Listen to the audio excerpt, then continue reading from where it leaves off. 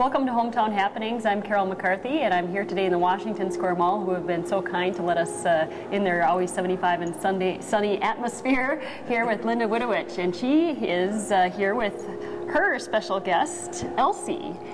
Yes, our new leader dog puppy. Your new leader dog puppy. And if Elsie doesn't fall asleep on us, she may steal the show. But we're going to talk a little bit about service dogs and about the program Elsie's going through as a leader dog for the blind. Yes, service dogs are really gaining prominence. There goes the mic cord. Yes, just a moment, girl. People are learning how much they can actually do to change people's lives and to expand their horizons, give back independence. So we're seeing a lot more, not just leader dogs for the blind, but dogs that are doing things like detecting high blood sugar, alerting to seizures, mobility assistance dogs, hearing assistance dogs, and now dogs to work with children who have autism. The great surge in the acceptance of service dogs. Okay, great. And now, Linda, you have been working a lot with training dogs, service dogs, and what types of dogs have you worked with in general? Are you typically a leader dog, like a lead dog for the blind trainer, or you get them their basics and then you send them on to the other training? How does that work? Yes, for leader dogs for the blind, I'm a puppy raiser. Okay. I receive the pups as soon as they're weaned, at 7 weeks. I've had Elsie for about 10 days, so she's coming up on 8 weeks. My job with her is to give her basic obedience, her house training, take her out and expose her to as many sights and sounds and smells as I can, so that when she is placed in harness, she's used to being in the mall, she's used to being around traffic, being in restaurants or the meat market. So I give her basic fundamental experiences, and I get to keep her until she's a year old. Okay.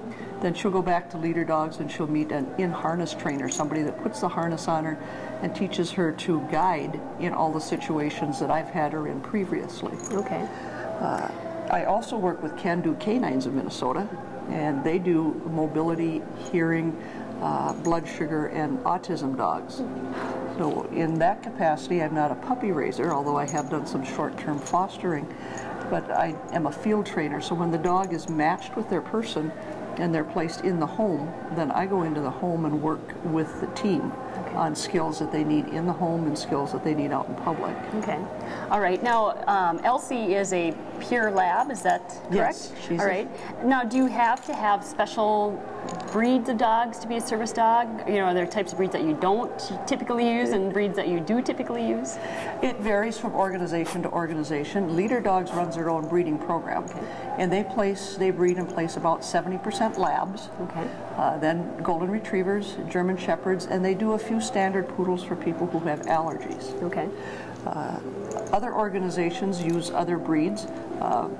Southeastern Guide Dog School has started using some of the herding breeds. Some of the Australian shepherds have turned out to be good guide dogs for the blind.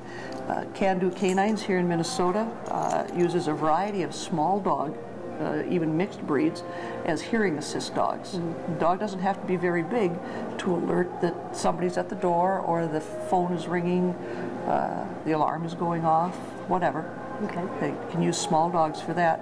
For the mobility assistance dogs, they look for a little larger dog, a dog that's stout enough to pull a wheelchair or to brace to help somebody regain their balance, or if their person has fallen, sometimes they can brace and the person can use the dog to help get themselves back up. Okay, it's an interesting world. So you couldn't take your typical little puppy out of get a puppy from one of the pet stores and train it as a service dog? Well, it depends on what that dog is going to alert to, because I know of a Shih Tzu who serves totally untrained but picked it up on its own, alerts to blood sugar changes. Oh, okay. And I worked with a woman who has a Chihuahua who says that dog has alerted her to changes in her blood sugar. So little dogs definitely have a place, and like we spoke with the hearing. If you have a hearing deficit and just need somebody to come and jump up and paw at you to say, hey, the doorbell is ringing, little ones can do that just as well as big ones can. And, you know, why dogs? I mean, do they have that certain sense with blood sugar? How would they know that? I mean, obviously they're trained, but do dogs just have that extra sense, the sixth sense? There are certain smells that go with, and dogs have very, very sensitive noses. So they realize that something is changing, you know, something smells different, and they're taught to alert when they sense that smell. Okay. All right, I'm here with Linda Widowich at the Washington Square Mall, and Elsie. We're talking about service dogs, and we're going to take a break, and then we're going to get into the specifics about Elsie as we do somewhat of an occasional series here following Elsie through her training when we return on Hometown Happenings. Come on, Elsie, come on, let's go. Let's go. That girl. Good job. Can you find Carol? Where's Carol? Hi, Elsie. Good girl. Elsie. Elsie. Rise. We haven't learned this yet, but eventually when I say rise, she'll put her paws up on the surface. Come on. We'll help you up there. Okay. Welcome back to Hometown Happenings. I'm here with Linda Widowich and Elsie, who is in training to be a lead dog. A future lead dog is what her little handkerchief says right here. And she's kind of a tired little puppy, all this work. But Linda, let's talk a little bit about now specifics about Elsie and being a lead dog. Of course, she's only 8 weeks old. So what are some of the things that we will see through her progression? Well, the very first thing we get the puppies to do is to just move with us, and that's what we were practicing here in the hallway. It's getting that puppy to just move with us in strange surroundings. She needs to learn to walk on either side. Predominantly she will be on my left, but she needs to work on either side, because when we go through doorways she switches. She always goes through the side that's away from the hinges, so we don't catch her paws and her tail. Okay. But she will learn to do that on her own when we come up to a doorway. As the door opens, she will cross behind me so she stays away from those hinges. Okay. Other things that we work on are good manners in public, not focusing on people. Labs are such gregarious little animals that they believe everybody loves them and wants to pet them and interact with them. She needs to abandon that train of thought and focus on her person. So as she matures and people ask me, I pet your puppy, I probably will be telling people no. You know, she's in training, she can't right now. These are good manners, Elsie. That's another thing, you know, not to chew on things. When she goes into a restaurant, if there's food on the floor, she has to learn to leave that. And for our Labradors with the famous lab appetite, that could be a pretty big challenge. But that's something that we spend a lot of time working on. All right.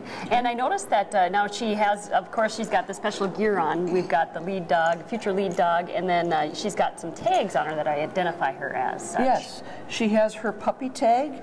She is puppy number 9,053. Okay. So that means that Leader Dogs is closing in on 10,000 puppies that they have raised in their program. She also has her tag that has my name and phone number on it in the event that we become separated, so she can be returned to me. I am required to keep her on leash at all times when I'm out in the public. If she's not in my home or in a secured fenced area, she must be on leash. Okay. So she doesn't get to spend a lot of time romping free. Okay, all right. And we're going to be checking in here with Linda and Elsie throughout, as we said, throughout Elsie's experience here. And Linda, thank you so much for speaking with us today. And good luck, Elsie. Can you shake? Oh, yes. She'll get back to being a puppy for a little bit here. But Linda, thank you so much. And we will be back with Linda Widowich and Elsie again here on Hometown Happenings.